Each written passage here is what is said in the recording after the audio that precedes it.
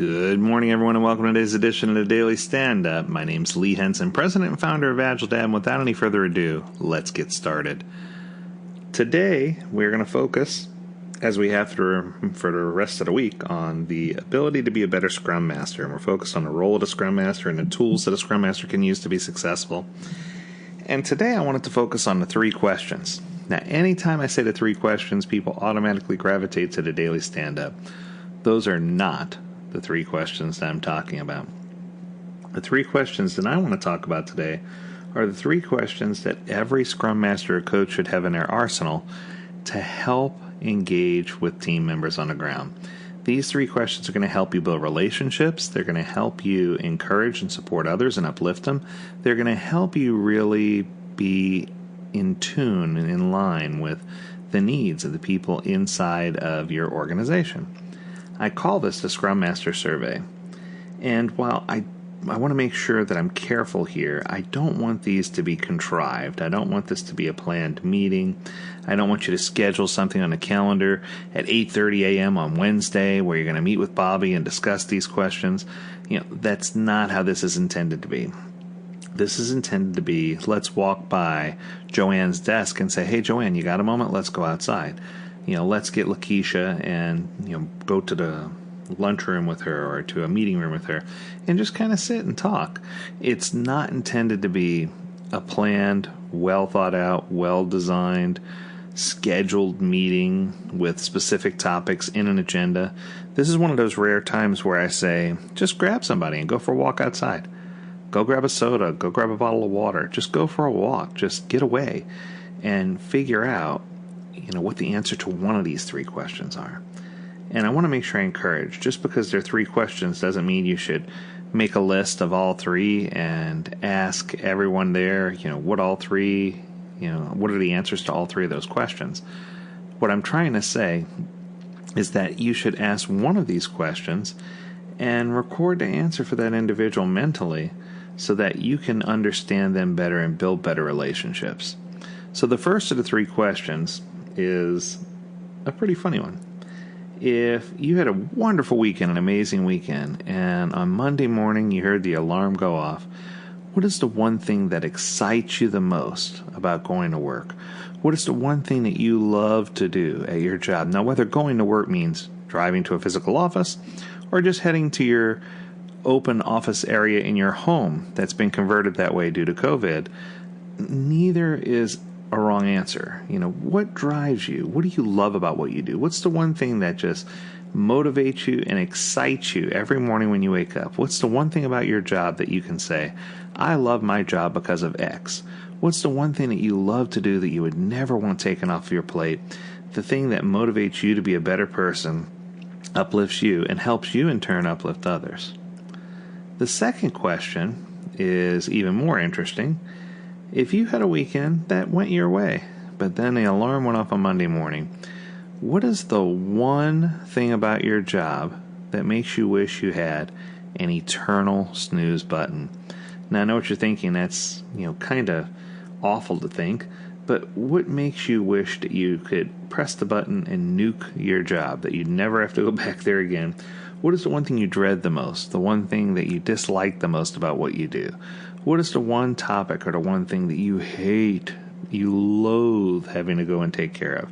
That you're just, and I realize hate's a strong word, but what's that one thing that really just should be a criminal activity and the people who force you to do it should be arrested? What is the one thing that if we could, take that away and lift it off your place, the world would be a much better place?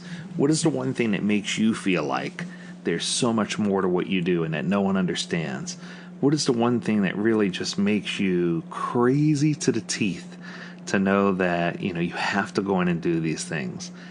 And how can we help you address it, right? So these are great questions, the first 2, because they help you assess where a person is on that specific day. I remember that one time I asked this question, and the answer that I got was, this person just said, I love being a Scrum Master, but I hate feeling like I have responsibility over people. I realize I shouldn't feel that way, but I really do. I don't want to be in a position where I'm a manager of people. I want to be in a position where I'm a facilitator of good hope, and I'm trying to help people do everything possible to get their work done. And I can be that tool in their toolkit that they can leverage to help them really accomplish magical things, meaningful things.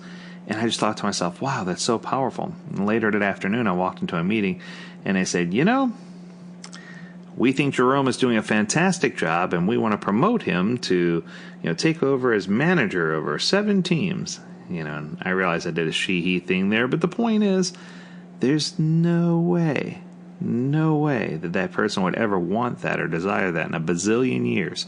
Yet here we are, and this person, it gives you an opportunity to speak up and say, I think that might be the last thing that they want. I think that might be the thing that pushes them off the edge and completes the withdrawal from their will to live meter and sucks it all the way down to 0, right?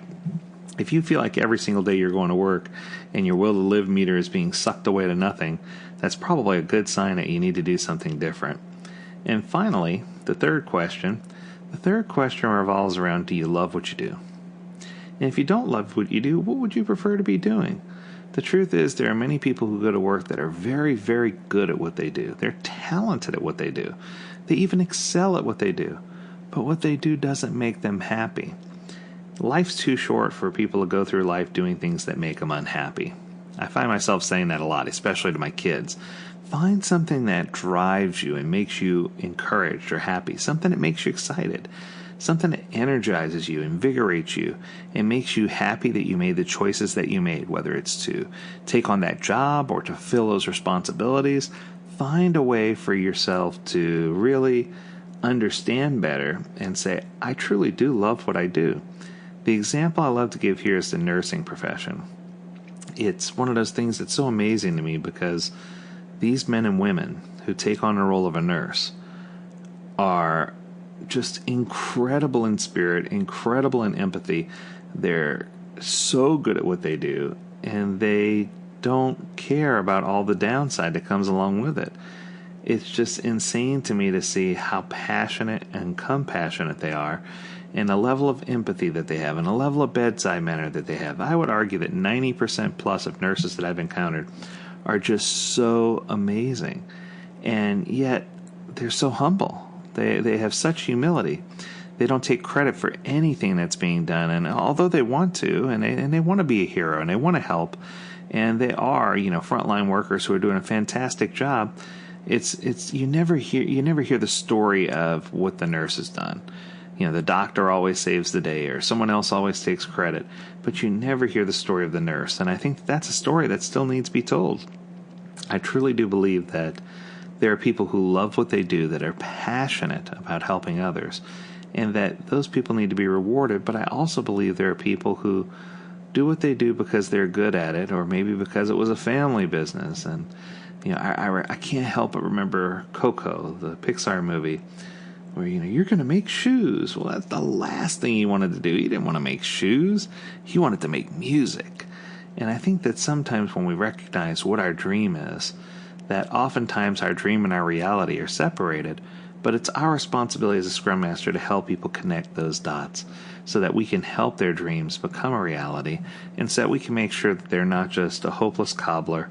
We want them to be a motivated nurse. Well, I hope that topic will help you in engaging and talking with team members and really getting to understand them. Make sure you remember to keep these unplanned. Make sure you make them impromptu, and don't ask all 3 questions at once, and don't write down the answers on a piece of paper. Just ask one of the questions. Walk casually. Learn about your teams. They'll be impressed that you took the time to learn about them, and you'll be impressed with the things that you learned. We encourage you to tune in to future episodes of the Daily Stand-Up Podcast, where we can cover this topic and many others, many Agile-related topics. Remember, every Friday we try to dive off a little bit from the Agile-related topic, but still keep it something that's uplifting and inspirational. And we encourage you, as always, if you have an idea for an episode, we would love to hear from you. Learn more at AgileDad.com. We are planning on doing, hopefully, a whole slate of episodes that are based on your request next week. So we encourage you and look forward to your emails. On behalf of the team at AgileDad, as always, we encourage you to stay healthy, stay well, and stay agile. Until next time, my friends, take care, and we'll see you again soon.